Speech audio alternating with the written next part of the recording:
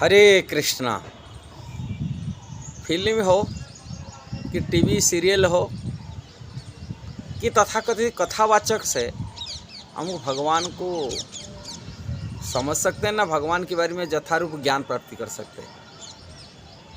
भगवान के बारे में यथारूप ज्ञान प्राप्ति करने के लिए केवल भगवान का जो महान भक्त है, जो वैष्णव परंपरा के आचार्य हैं, उनसे सुनना पड़ेगा, उनसे जानकारी लेना पड़ेगा।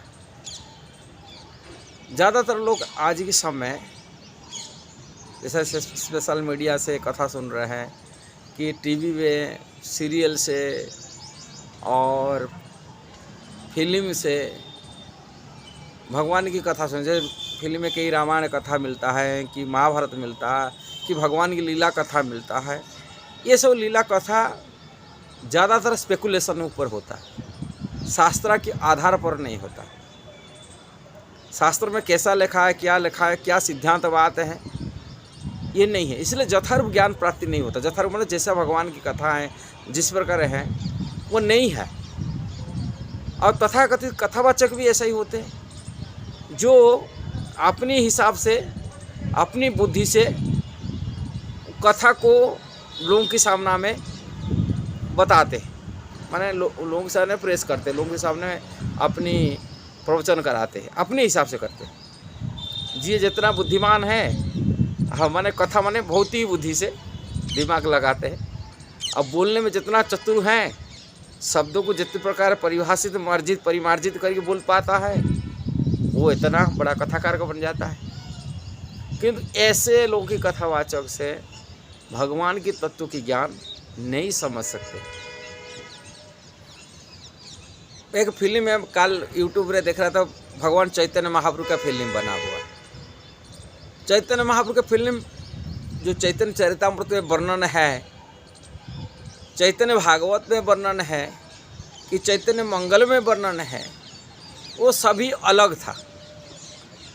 चैतन्य चरितामृत से कोई पढ़ेगा, चैतन्य भागवत में चैतन्य महाप्रभु का लीला कथा मूल ग्रंथ जो पढ़ेगा, वो मूल ग्रंथ में जो लिखा, वो मूल ग्रंथ की वो फिल्म में दिया नहीं गया।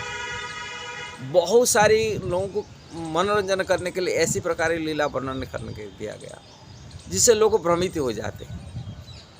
कई गलत बात भी पूरा संपूर्ण हर अलग बात वो प्रेस कर लेते हैं फिल्म के माध्यम से। अब फिल्म वाला तो किसको भी भगवान मान लेते हैं। जैसे साईं बाबा को भगवान बना दिए। कई लोगों को कोई बाबा को इतिहास बताने, साईं बाबा को भगवान, खट्टू श्याम को भगवान, उनका भी स्टोरी बना कर लोगों को छोड़ते, वो किसी को बारे में बता देते। इसलिए जो शास्त्र में क्या लिखा गया, इसको जानकारी के लिए हमको शास्त्र को खोद को पढ़ना पड़ेगा, नहीं तो प्रामाणिक परंपरा के आचार्य माध्यम से शास्त्र को समझना पड़ेगा, तभी हमको यथारूप ज्ञान प्राप्ति हो सकता है। ऐसे ही तथाकथित कथावाचक होते हैं।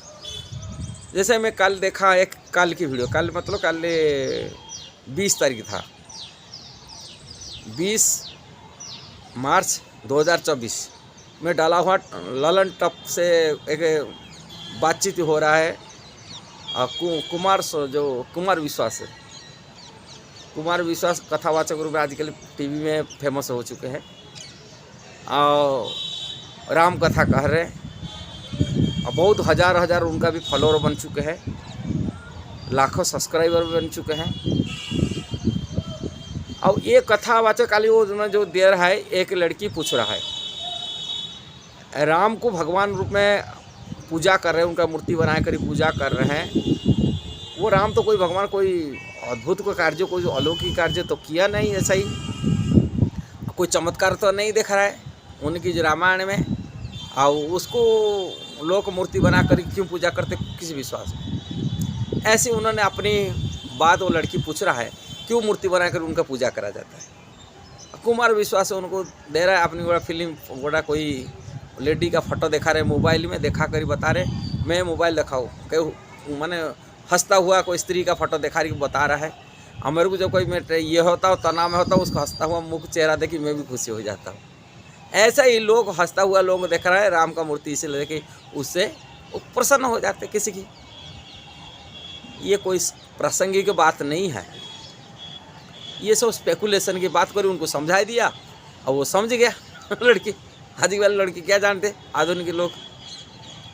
शास्त्र में क्या लिखा है, भगवान अद्भुत लीला नहीं किए। बोलते तो अद्भुत लीला क्या, कोई चमत्कार क्या देखा है भगवान, कोई चमत्कार नहीं देखा है। अरे उनकी जीवन ही चमत्कार है। ये चीज़ को शास्त्र में क्या वर्णन है अब देखना चाहिए। भगवान धरती पर आते हैं, वो हड्डी मांस शरीर नहीं है भगवान की। भगवान की ये संसार में उनके चिन्मय शरीर है। चिन्मय शरीर होते हुए भी, सच्चिदानंद स्वरूप होते हुए भी भगवान ये धरती पर मनुष्य जैसा ही लीला करना, यही उनकी चमत्कार। मनुष्य जैसे आचरण करना वो भी चमत्कार। मनुष्य से भी और भी पागलपन आ जाना, जैसे आपने वो बता दो उदाहरण। भगवान कोई संसार में किसी पत्नी किडनैप हो जाना, कोई किडनैप किसी पत्नी हो गया तो उसको उन्होंने जाकर के कोई प्रेस में देता है कि वो न्यूज़पेपर निकालता है कि मेरा किडनैप हो गया, पुलिस में देता है, स्वीकार करता है। कोई पशु पक्षियों को पूछता है मेरा पत्नी कहाँ चला गई। पहाड़ पेड़ पौधा को नहीं पूछता है कोई पत्नी चला गया किडनैप।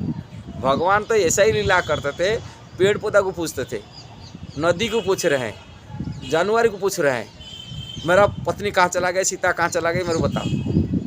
यही उनकी अद्भुतता, यही माया है जो लोगों को भ्रमित कर लेता है। मनुष्य है, भगवान मनुष्य जैसे सर्वज्ञ होते हुए भी वो जानते हैं। अब भगवान के जन्म कर्म दिव्य, भगवद गीता में कहते हैं मेरा जन्म कर्म दिव्य अलौकिक होता है। दिव्य होता अलौकिक, संसार लोग को नहीं कर सकते ऐसा आचरण। भगवान वो दिव्यता को देखा है अपनी लीला में, हर जगह अद्भुत लीला की है। पत्थर को स्पर्श करके उन्होंने स्त्री का रूप ले आए, ये उनको अद्भुत कर्म नहीं था। जो रावण है इतना शक्तिशाली था, जो देखो देवता लोग भय से कंप रहे थे, उनको सारी नवग्रह उनकी आदेश पर चलते उनके घर में रहते थे। और जमराज स्वयं उनके चरण में लेटा था, उनके पैरदानी बना के रखा था, अपने पैर उसके ऊपर रखता था जमराज। और वो इतना शक्तिशाली रावण, जो शिव धनु था उठाने का शक्ति, हिलाने का शक्ति नहीं था, और शिव धनु को खेलते खेलते जैसे बच्चे खेलते उसे उठाकर तोड़ दिए। ये उनका अद्भुत कार्य नहीं था।